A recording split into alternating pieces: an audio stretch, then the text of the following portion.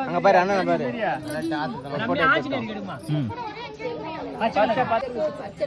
பச்சடா அது தர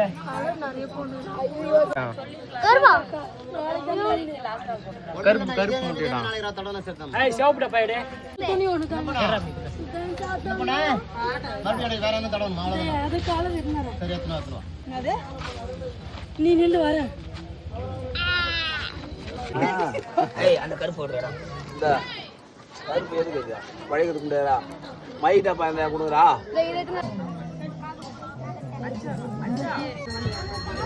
மித்திரி மேல போடுறா மித்திரி மேல போடுறா மேல இருங்க